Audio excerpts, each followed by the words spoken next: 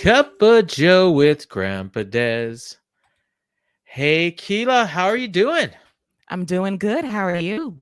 I'm doing excellent. I'm doing excellent. So, for people listening, you recognize that voice from The Wrap, which I have the pleasure of co hosting on occasion, or I guess guest starring. I'm not a co host. You and Scott do a great job on that show, co hosting every week.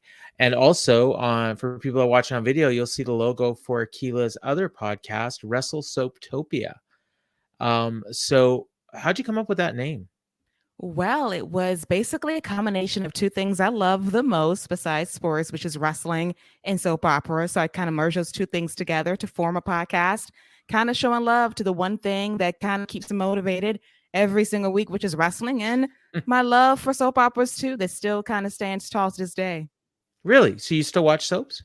Yes, my main show is General Hospital. Been watching for well over 30 years, thanks to my grandma. So that's the one show I go to that I shade every single day when I get a chance and show love when need be. So I am a part of Wrestling and Soap Hives on Twitter. It's a safe space for me, thankfully, because things do get crazy, but I still love my soaps. Is soap Twitter as bad as wrestling Twitter? It's about equal, I have to say. Oh, Depends where you go. You can find some okay. positivity somewhere, but mostly it's rough. The streets are I rough both ways. I can't even. My mind is blown when because I'm on a very small portion of the internet. I think because I go on Twitter to promote stuff, and on fight nights when UFC's on, I tweet about UFC, and people have seen my tweets on ESPN during the UFC broadcasts. And then I've recently started tweeting during AEW, and I think Twitter's actually been pretty good for me, with one notable exception. Um, I mean, I can't imagine if I don't know who the big soap star is these days, but if they quote tweeted you, and, called told you didn't have a brain, how much traction that would get. But who is the big soap star these days? Let's see. Eric Braden is still pretty big for YNR. Maurice Bernard from General Hospital. Jeannie Francis from GH as well. I think that the actors navigated the best because they stay off social media mostly. Okay, They okay. promote their own stuff when need be. Some can take it, but they're very smart to stay off social media and pretty much leave it to Instagram because we fans, and I will clump myself in there. We can go crazy sometimes, but a lot of people do take it very light in terms of the memes that we talk about every day on the hashtag. So it's a lot of fun. Just depends who you're interacting with because, like I said, there are people out there that would deliberately call you out for your acting, and it's all about the script and not so much about what they offer on screen. So it does get really shady, just like Yeah. WWE and AEW, but it's all in good fun mostly. Depends where you go, of course. They're tweeting when they do tweet, they're tweeting as themselves, not as their characters. Exactly. They're the Okay. actors reaching out to Yeah. fans. And sometimes some fans out there cannot separate the two. And Right. they not only attack the actors, but the characters and the writing. And to me, that does get a bit too much. I'm all about Mhm. criticism, but I would not actively tag an actor and say, you suck at your job, you need to go. We do get weary of the storylines, but it's very important to understand they're trying to do their jobs. And of course, we would like better material for them, but I'm not going to outright tag people and say, this show sucks. This is why, because then networks get kind of hazy and then they will cancel you, which they've done to Yeah. several soaps over the last 10 or Ooh. 15 years. And I noticed you're like that with wrestling too. Like you'll criticize the storylines, but you don't really criticize the performers very much. I mean, you'll have fun with certain ones, but I think when you do it, it's pretty low profile. Like you won't do it in on public as much as you'll do it like on your podcast, where I know, I don't know how many listeners you have on your podcast, but it's not as many people as could potentially see it on Twitter, right? That is Especially if true. if you're tagging people. So I sometimes have to be conscious of that myself, because I mean, even and I'll tweet something, like I don't really think that the person that I'm tweeting about is actually going to see it, because I necessarily don't tag them. Obviously, if you tag them, there's a real good chance they could see it. But sometimes, and especially, if famous people are following you, or if somebody's vanity searching, and then all of a sudden they might pick it up. So you have to be conscious of that when you're on social media, right? Yes, and I have experienced people blocking me due to people that talk about what I say on the show sometimes when I Oh, was a co-host previously and I see, oh, I'm blocked. I did not say that directly because some yeah. people might listen to our show and they have their own opinions and then they tag me in it, which I don't like very much because I don't want to be a part of your drama. If I'm going to tag, let me do it. So don't put me in the mess that you put for yourself because that gets me in trouble. Now, some blocks I'm very proud of because I did not care because I deserved it. Because if you are a piece of shit, then I'm going to say as such. And if you see it via vanity search, that's on you, not me, because I never tagged you in shading Right. you. You And searched. and that's the thing, like, right, and even, with mine, it was like, and I wasn't throwing shade at all. If anything, I was throwing shade on myself, that I obviously didn't understand something. So here, fill me in, that's literally all it was, but it turned into a big thing. But yeah, so I know I was just curious about that. So I don't think I've ever really watched General Hospital. Maybe the only episode I ever watched was like Luke and Laura getting married, like that dates me. I mean, and I think that's even longer ago than when you just said you watched. Might even be before you were born. Mm-hmm. You've probably heard of it, right? Yes, the most famous wedding in Okay. daytime history. Yeah, okay, so you've heard of the most Yes. famous, yeah. It's like if I said to you, "Oh, have you heard of Hulk Hogan versus Andre the Giant?" You'd be like, "Yes, I've heard of the most famous match in wrestling history." I've heard of that, Paul. Uh, so but it's not like we have a General Hospital network that we can go back and watch these shows on, or do we? Like, there's a soap No. opera network, right? There used to be a soap net that would actually Okay. re-air all the shows back in the 90s and early 2000s. Now we got Hulu and Paramount Plus, and we Yeah, can look yeah. back. But there is a good point that you made in that they don't have an archive for all of the, let's just say, 50 plus seasons of General Hospital. There's not an archive for that due to music licensing, and some Uh, things are on like old tapes that can't remaster. But I would love for them to just kind of give us the updated, most recent episodes from the last 30 or so years. That's available to us for them to kind of remaster for Disney Plus or Hulu. That's a great way to go back in time and relive those great moments that we miss, that we can't really access via YouTube most of the time. you bring up the music rights, and it's funny that when you say that, and I imagine you're gonna have a similar experience to what I'll say. So there's 2 soaps that I watched back in the day. I watched All My Children for quite a while, like at least 10 years, kind of off and on, like on my summer holidays or on spring break. And, then when I graduated, if I wasn't working, I would be watching it. And Santa Barbara, which I watched for like maybe its first 2 years. And I remember a couple songs that were like radio songs that would get played, during there were certain ones where they'd kind of get in the rotation where whenever there was something going on with a certain storyline, they would play the song. And I still, to this day, when I hear those songs, I think about those, I'll call them angles because I'm a wrestling guy, but those storylines, those angles, whatever you want to call them, from those soaps. So much like you'd hear like a Cult of Personality and you think of CM Punk, I would hear Break My Stride by Matthew Wilder, which is like an 80s song. And I remember the storyline with Jenny and Greg from All My Children. And then there was like a guy that was like nuts, and he was trying to kill Jenny, I think, is how I remember it. And then there was If Ever You're in My Arms Again by Peebo Bryson, which was played like for the first 6 months of Santa Barbara. Like it was just played all the time and on the commercials and everything. So are there songs like that you hear now and you instantly think back onto soap operas?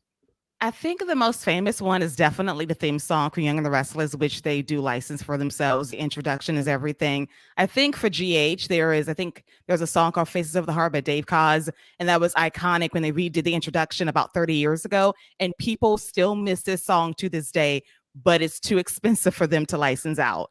And Okay. now we go the cheap route with the photo montages from the photo shoots from Disney, and they basically have like a flip book of pictures to kick off the show, and they can't afford the good music from back in the day. So they didn't like use on the shows you watch, they didn't use like popular songs during the shows, or if they did, you just don't remember? I don't remember because I'm like a Okay. 90s kid. Like I wasn't really Yeah. having an attentive ear towards the music, but for sure, based on people asking questions about why don't, like, let's say there's a holiday, for example, and they go back to 6 months ago, and they asked, why can't we go back to like to 1998 or 95 because of the music Oh, licensing, okay. and they can't air the episode. They try to do so a bit more during the pandemic, but it's a Disney thing. They're kind of cheap in terms Okay. of dishing out the money to air those episodes in its entirety. So, yeah, because I'll bet there was like, when the one I brought up, Luke and Laura, there was probably like a popular song that they were using for that, because I mean, back then, like you didn't really even think about it. I mean, they probably paid a rights or maybe they didn't, I remember WWF for a while was using regular music, and then at some point somebody decided, hey, we want to get a bag for this, and then it wasn't, then they stopped doing it, and it's like they make their own music or they use generic music, or they create a deal with somebody and they say, okay, we'll scratch your back, you scratch ours. Like I know Grey's Anatomy, for instance, like they will have re-recorded versions of popular songs that play during their shows. So, and then those artists end up getting exposure for being on there. Do you watch the Shonda Rhimes shows? I watch Bridgerton. I never was a big fan of Grey's Anatomy. I'm not a Really? big fan. I'm not a Wow. big fan of medical dramas, but I'm a fan of Okay. Shonda Land in terms of Bridgerton. That's my jam these days. What about how to get away with murder? That's a really good one. It's on Yeah, I Netflix, watch I it think. sometimes. Yes, it's on Netflix. I watch it sometimes, but not a regular viewer. Oh, okay. All right. See, and the funny thing is Bridgerton's the only one that I haven't watched. I've watched everything else. The exception being Station 19, because we cut cable in, I think it was 2018, and we got it back last year. But while it was cut, I had no way to access Station 19 unless I wanted to pay for the episodes individually, and I'm not doing that. So I'm just gonna have to wait until they show up on Netflix or something. But I know Shonda's got a deal with Netflix, but for some reason Station 19 is not a part of it. So I don't know if it's maybe she doesn't own that one or something. I don't know. What's some of the other TV stuff you like? I see you tweeting about TV occasionally, but you watch so much wrestling, you probably don't have much time for other TV. It's called the DVR, and I try to catch up as much as I can during the week when I'm watching wrestling live. So I definitely watch Young Rock occasionally. I Okay. love the new Wonder Years reboot, which is pretty good on ABC. I I haven't enjoyed seen that either of one. those yet. I want to, but It's really uh, good. I yeah. watch, let's see, what else did I watch? I watch Riverdale out of spite because I watched from the beginning and I can't stop. I will watch until the very bitter end. That's I like me with mentioned Raw. Bridgerton. Yes, I love. Listen, this show jumped the rail after season 2, and I'm still going to be dedicated into the bitter, sad end. I can't let You it talking about go. Raw or still Riverdale? Both. Okay. Both. Stranger Things lover. I love Stranger Things. I love the new Bel Air as well. A lot of shows that I do catch up on during the weekend once I'm done watching wrestling. But Mhm. back in the day when wrestling only aired 2 days a week, I had the time to catch up on everything. Now it's basically a binge on the weekends. So it's funny because I watch a lot of TV, and probably it sounds like maybe as much as you, but just completely different stuff. And I guess we're in different countries, we're different races, we're different genders, so it would stand to reason that we might watch different things, but we watch the same wrestling, so that's cool. And I think like most of the time we agree pretty much on our wrestling stuff that we watch. I find anyways, I find our opinions tend to line up, probably maybe like 75% of the time. For me, like I'm the same as you, like I used to watch a lot more, but there's so much damn wrestling on right now. I remember a couple months ago, Garrett in our fight game group like asked us to like list the shows that we watch. And so I looked at my PVR and I'm like, okay, what do I have on there that I haven't watched yet? And I listed, and oh my God, it's like 19 hours of wrestling that I'm watching every week. Like that's like half a full-time job. Now, I mean, I fast forward through commercials and famously through entrances, and recaps and stuff like that. So on WWE, that gets you through those shows a heck of a lot quicker. But on AEW and like normal wrestling shows, there isn't really that much of it. So I mean, it takes me almost 2 hours to watch an AEW show. And so and some of the other ones like Impact, and I don't know. And I'm to the point now where I'm like, I want to watch some regular TV, so maybe I should dump some of this like wrestling. I don't know. But I do like wrestling still. and and it's fun to talk about it and cover it. So trying to come up with something that maybe we'd both watch. What, any of the streaming stuff like Netflix, Amazon, any of that stuff that you're into? Mainly Netflix. A lot of the Netflix original shows. I mentioned Stranger Things earlier, Yeah, which is yeah. coming back next month. Santa Clarita Diet was another one that was canceled, which explains why people want to drop Netflix, because you cancel shows that are really good. Oh, or they stop airing them like when you haven't finished watching them yet. I That know. pisses me off It's so very much. frustrating. Yeah. That just happened to me with God, what was the show? And I had like 6 episodes left, so I ended up just paying for them. And then somebody told me, "Oh, just get a VPN," but whatever. Did you watch Ozarks? Ozark? I did not watch Ozarks, unfortunately. Okay. That's a good one. But again, if I liked it, maybe you don't, given, our taste. What about what's that Kyle Chandler one? Bloodlines? No? No. Oh man. We gotta find something here. Marvelous Mrs. Maisel on Amazon. I No? watch it sometimes. Okay, all right. That's Yes. got a new season, I think, just dropped. So I Yeah. gotta get to that one, yeah. Lucifer, I was watching that, started on NBC and ended up finishing on Netflix. That's a fun one. You know what? I bet you'd like that show. And it's done now. So if you're ever bored and want to start watching something, check out Lucifer on Netflix. I It's have. oh, you have. So you like that or no? Yes. Yes, I Okay. do. I watched that Yay, I alongside found. Gotham when it was on Fox, Okay, alongside there we go. Lucifer. We found one. I Yes. watched I watched Gotham. Yeah. Yes. I liked Gotham. A lot of people Yes. didn't, but I really did. And I was I sad. enjoyed it too. I thought it was just hitting its stride when it got canceled, or maybe it was done. I don't know which, but it was like 5th season. I thought the last season was the best one. But, I don't know what other people thought. I don't really follow, like, I definitely I get so nuts with wrestling Twitter. I don't want to follow, like, Gotham Twitter and like Grey's Anatomy Twitter and like all the shows I like, because I'll probably start hating them or hating the people that watch them. So I don't know. So how did you get into doing like this, like podcasting stuff? Because I mean, I've told other people, and I put you over like a lot. I don't even know if you know it, but like I'll be on like some other podcast and I'll just randomly drop your name, because I think that um I love hearing different voices talk about wrestling, because it always seems to be people that look and sound like me, old white dudes. And and I love your and Scott's show. I love being on it. I love listening to it. And I'm just curious, like, you've talked to, I think we mentioned it when you had me. Well, we at the time, I think we were kind of co-hosts, but the first episode of the Wrap, or one of the first episodes, we were talking about how we got into wrestling. And you said like it was your grandma, right?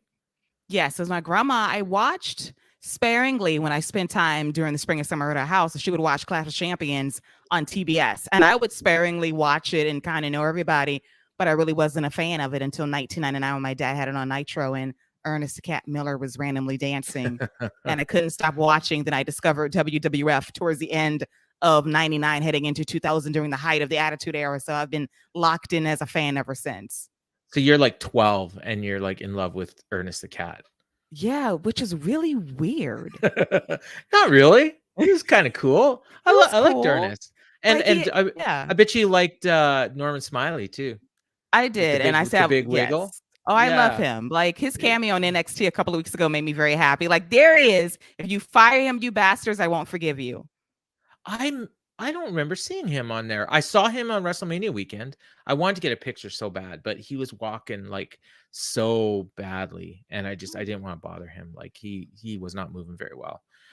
Because we were in the same hotel and we were heading to the elevator at the same time. And sometimes you look at someone and you say, nah, I don't want to bother them, and that's kind Yeah. of what it was like with him. And with my daughter, like I got a lot of pictures with her, and I didn't want to like just like pretend like, oh, my daughter's a big fan of yours. Yeah, she's 9. I haven't been on TV in 30 years. Like, shut up, you know. And so I wasn't going to do that, but it was cool seeing him. And yeah, so that's 99. You're a teenager still. when did you start doing the podcasting? Because I mean, you've been doing it for a while, right? Like 5, 6 years or longer? Ooh, pushing 10 Oh very my goodness. soon. Yeah, but I Wow. started roughly in 2013. We did like a rough run, like very cheap equipment. I had like this big ass laptop, like from like 2006. It was awful. And I elevated my I still have one of those. equipment. Yes, it's ancient, it was old, but we made it work. And I eventually became a co host full time around 2014 and really got into it in the last 7 or so years. And I took a sabbatical in 2018 because when you're on someone else's network, when your philosophies change regarding whether you want this to be a career or a hobby, I just felt like at some point I want to own something that belongs to me that you can't cancel, that you can't shut down, and that I can express myself freely. And I can safely say, if there was no AEW, there would be no WrestleTopia today. If it was not for Okay. the creation of an alternative, because AEW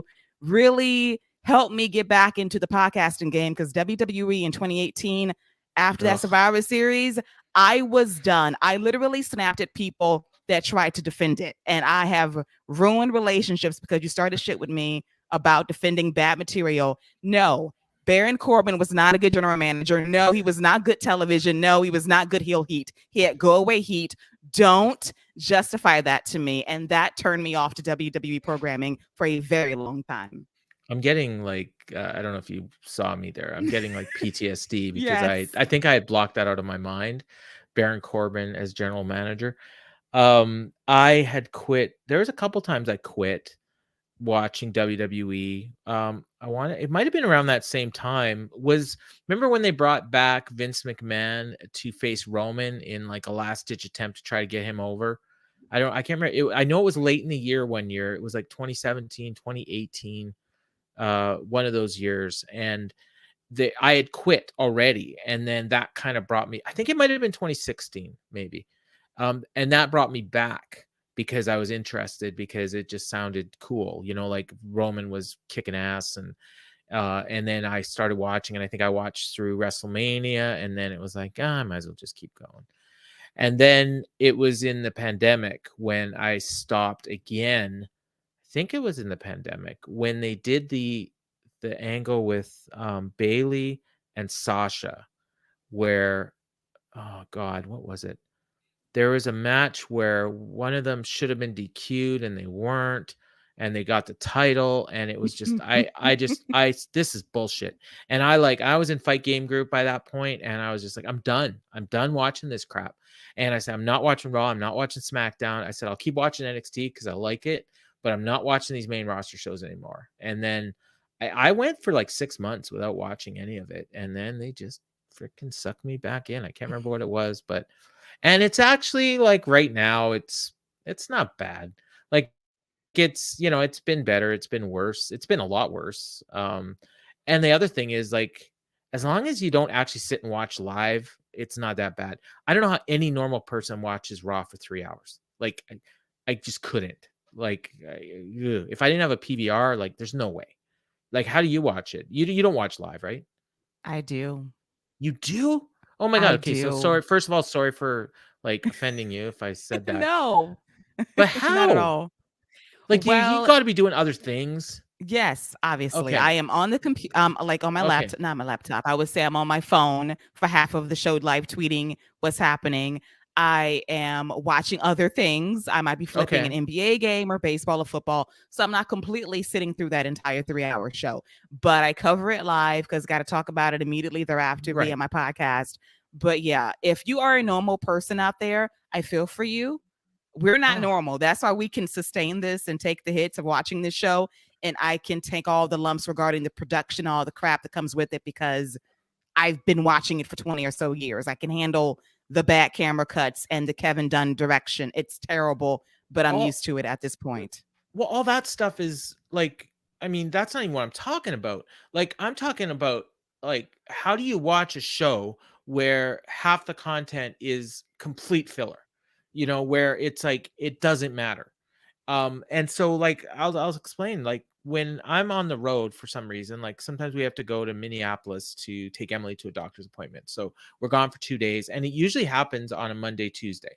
So Monday night, I'm in a hotel room. and there's 3 of us in the room, and we got one TV, and I wanna watch Raw. I cannot keep that show on for 3 hours with 2 other people in the room. So what I will do is I will turn it on at the beginning. I'll watch the opening promo. As soon as the first match starts, we flick to something else. 20 minutes later, I can flick back and I'll probably see the end of the match. And if I miss the end of the match, they're going to show me what happened 6 times over the rest of the show. And then I'll just wait till the next segment that seems important. I can flip back and forth between Raw and whatever else we're watching, and maybe watch the show probably combined for 25 minutes. And I can tell you exactly what happened on that show. Like, I didn't miss a thing. Now, if there was a good segment that was really funny, and I might have missed that, and then you can catch it on YouTube. So I think that is a big part of why their ratings are dropping, because most people are figuring out, like, yeah, I'm still a wrestling fan and I'll check in and I'll see what's going on, but I'm not sitting for 3 hours and watching this stupid show. Right? No, like the first hour is fine. The second hour is tolerable, but then I always call the third hour the 10 o'clock low period of death. Nothing ever happens. The crowd is at its deadest, and you're waiting 25 minutes for the main event to start. And then they go to a commercial, another entrance, more backstage stuff, a recap, another entrance, and another commercial. Then you start your match. Then you go for about 5 minutes. Then you go to your last commercial break, and then you rush to the end of the show. It's a pattern that I know very well. And that's when I know to get on my phone and tweet and look at the timeline to see what's happening, because it's so patterned. And it's just how they structure their shows that throw me off. And at this point, I'm just numb to it. And I kind of check out mentally, but I always remember the good match here and there, the one promo that I can remember by heart. But everything else is a bunch of junk that I don't acknowledge. If it's 24/7 stuff, I don't ever talk about it because it's trash. I talked about the wedding this week, but that's the one thing. If everybody listens to my show, it's like I don't ever talk about 24/7 nonsense. I barely talk about backstage stuff because it doesn't matter. That wedding is honestly one of the worst things I've ever seen on TV. Like, I don't even mean on wrestling. Like, but I think it's to the point now where we're so numb to it because we get crap like that all the time. Like, it's not that much worse than some of the other stuff they've done, but it's really bad. Like, any normal, again, I keep saying, any normal person that tunes in, you just happen to be flicking channels and, oh, wrestling's on. And then what the hell is this? Like, it was so bad. Like, I think they thought it was funny, but it wasn't funny. Like, I mean, there was a couple, like, the funniest thing I thought was when he kept calling her Brooks, and then she finally stops, and she's been doing it for like 3 weeks, and she finally stops. She's, my name is Brooke. And he's like, my bad. And then he just goes on. And then the spot where they kind of tease that they were going to have a lesbian kiss, like, that was kind of funny too. But I mean, even then it's like, oh, this show's PG. What? You can't have 2 women kiss on a PG show? Like, why not? Like, I don't know. But a guy and a girl can kiss. Like, that doesn't make any sense to me either. But yeah, so I said we weren't going to talk much about wrestling. I guess we didn't talk a ton about wrestling, but I was curious. So so you mentioned something that caught my ear, and I almost forgot it. You said that you wanted to do something, and you were kind of deciding whether it was going to be like your profession or just a hobby. So what I'm curious about is, when you were first doing it, you mentioned you were a co-host and you were on a network and everything. Was it like a job? Or was it like it was something you were doing, like kind of what we're doing now at Fight Game? It was kind of a mixture of both, but it was like more of something to build towards. And eventually it was a hobby for someone else. It wasn't my previous co-host was great, but it was just a difference of philosophy in terms of time, which I completely understand. But that's the risks of joining a network. Sometimes you do lose a bit of that ownership. And sometimes you just want to be able to step out on your own and say, this is mine and I'm not going to lose it. I'm not going to be canceled. I'm not going to be pulled. I will dictate my schedule and what I want to do and how I want to do it. And that's why I decided to get back in the podcasting game, because I felt there was going to be a switch in terms of the industry with AEW coming along 3 years ago.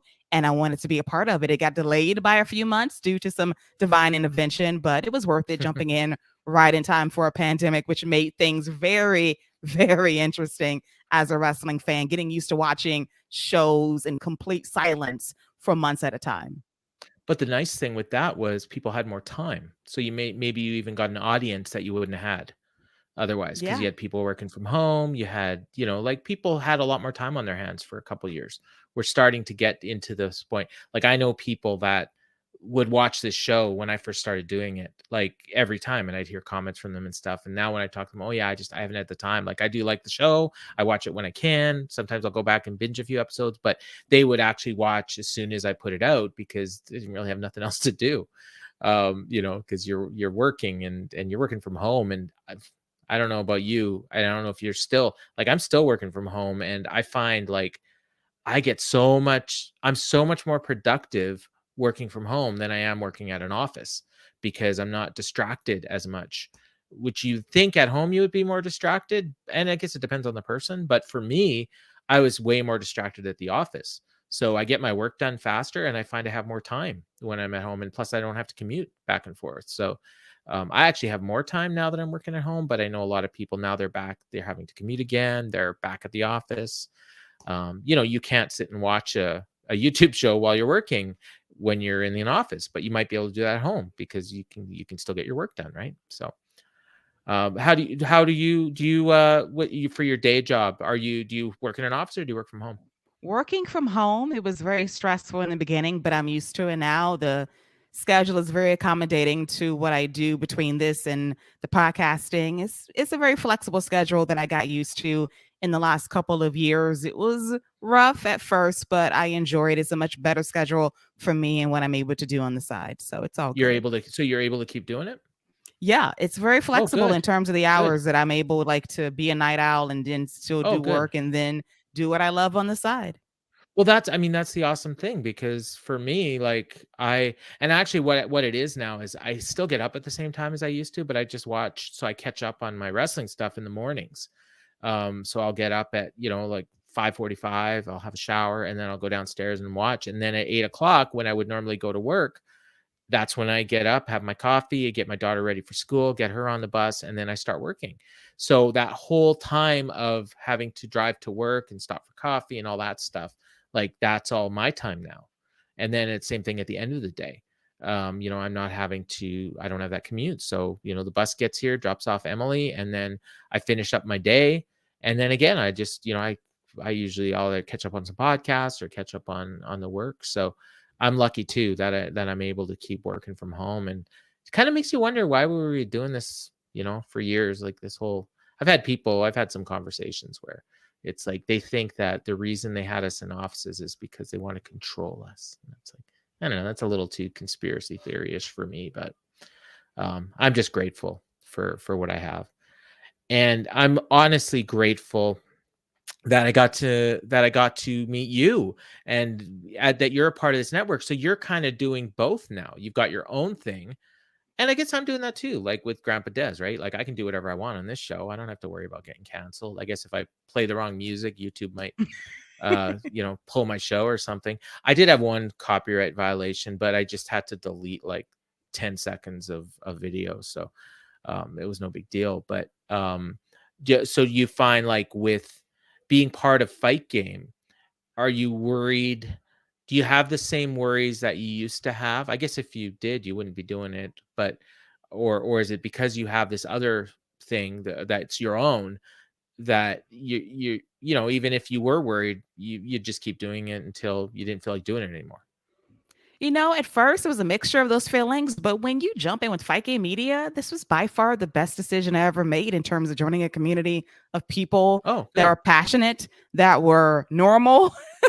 Like, it's relatively drama free, and we got like a great crew of people that I wanted to work with. And I think that, Gigi was seeing me online one day, and he had me a guest on the show during the OG Fight Game days. And from there, I've been a part of the family, and it's been probably one of the better experiences of my life as a wrestling fan, that has been able to find a group of people that are passionate like I am, that have different opinions, but we always come back to the center and get back to the thing that we love and critique it accordingly, but love it at the same time, warts and all. So when making that decision, it was fairly easy because I did have ownership of my own thing, but it wasn't a fear of, oh my God, I'm going to get canceled. Like, no, I feel Yeah. like I'm expanding my brand and also getting myself out there, because it's important to broaden your horizons and to get different perspectives from different people and not just listen to yourself all the time thinking that your perspective is the best one. There's so many out there that I'm inspired by, and Fight Game definitely fits the bill as well.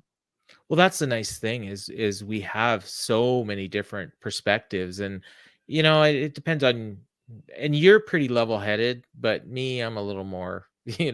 I wear my emotions on my sleeve, so I can get into it with a few different people, but we always come back and find a middle ground somewhere. I'd like to think, but there's so many different opinions. I mean, obviously, it's very slanted towards AEW, and you've talked on this show.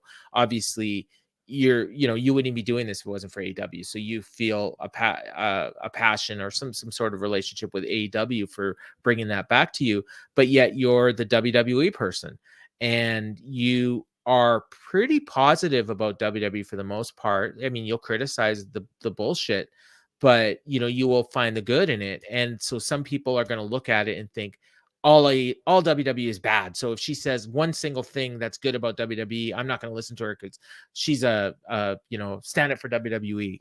Like, when meanwhile you're not that at all. And if you actually paid attention to what you were saying, and listened to everything, you would find that, okay, like, actually maybe like less than half of what you say about WWE is positive.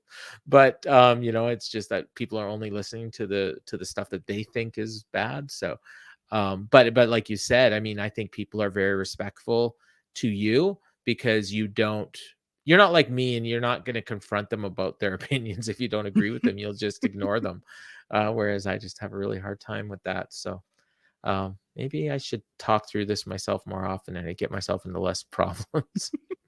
Keep my opinions about Wheeler Yuta to myself. Oh no. And I'm a defender too, but I get what you're saying to an extent as well, because Yeah. I will say this for Wheeler Yuta, who I really enjoy. Like, when he's in the ring, he's fiery and it's very intense and it's great. But of course, the promos need some work, and hopefully you got great workshoppers and Danielson and Yeah. Mox and Regal that's going to help him along the way. That's the only thing with me. Like, in the ring, he's a killer, and I love that about him. But you got to just emote a bit more in terms of personality, and he's going to be a star. But thankfully, the work speaks for itself, and you're able to grab people via a handful of performances that say, damn, he's really good, which I figured he would be, but it just needs a little bit more personality and some upgraded gear and a haircut, and he'll be good to go. I thought that, and we're recording this on Thursday. Most people will be listening to it or watching it on the weekend. But the match we saw last night, I thought was the best thing that I've seen from Wheeler Yuta to date. Like, he showed so much fire in the ring. I love the tights. They were like white with blood on them, is what it looked like. So I love that. Like, it looked like splattered blood. So for me, that was a definite improvement. And yeah, and the haircut, I mean, whatever. I do like one thing. Okay, so I made the comment that I think I don't call them the Bullet Club. The Blackpool Combat Club is heels, I said. And I got some people arguing with me. And then so when you really analyze it, you got three members of the group. One comes out through the heel tunnel, one comes out through the babyface tunnel, and the other one comes out through the crowd. So it's like, you know what? If you want them to be heels, they're heels. If you want them to be baby faces, they're baby faces. If you want them to be tweeners, they're tweeners. All they are is a bunch of ass kickers. And they're going to kick baby faces' asses. They're going to kick heels' asses. And at some point, they're going to win those 6-man titles. And we'll be there along for the ride. Right? Absolutely. And I love it. It's kind of a Yeah. turn on to how they kick ass every A turn on. week. Ooh. It is. I like it. It's like, it's the way they fight. It's completely reckless abandon, but somehow controlled a bit in terms of their technique. And I love it. It's very fiery how they just get angry at the exact same time and just beat the shit out of people. I love that in wrestling. 3 badasses coming out from 3 different sides of the ringside area. They're tweeners. That was my favorite thing in that match last night was when Moxley had the choke on whoever. Oh, it was Martin, and Lee Moriarty comes in and he starts like kicking and chopping Moxley in the back, and Moxley's just like, what is that, a fly? Like, I've got this kind of choke. I'm not letting it go, dude. And then Danielson grabbed him and started kicking his effing head in. And then Wheeler Yuta grabbed the third guy, Brock Anderson, and started elbowing him to death. and it was just this stretch for like 30 seconds where they were just annihilating these poor geeks. And then they got and then he hit the paradigm shift on Dante Martin and got the win, and it was like, I want to see that every week. You know, I'm like, I don't even smoke, and I needed a cigarette after that. See, I told Yeah, you that was yeah. like hot. I'm not gonna lie, that was the Well, best. yeah, it's a different kind of porn, but yeah, it'll have to do. So you know what? Yeah, we went. Yeah, I said we went 10 minutes longer than I said we were gonna, and I feel like we just got started. So, I definitely want to have you on again at some point. Maybe get into some music. Love to talk more TV. And you know, whatever else is going on whenever we decide to do this again. So, uh, I want to thank you for coming on, Keila, and definitely I'll come on your show anytime you ask, because it is the highlight of my week when you ask me to do it. So I want to thank you for taking the time, and I want to thank everyone for watching and listening. For Keila Cash, I'm Grandpa Dez, and this has been Cup of Joe with Grandpa.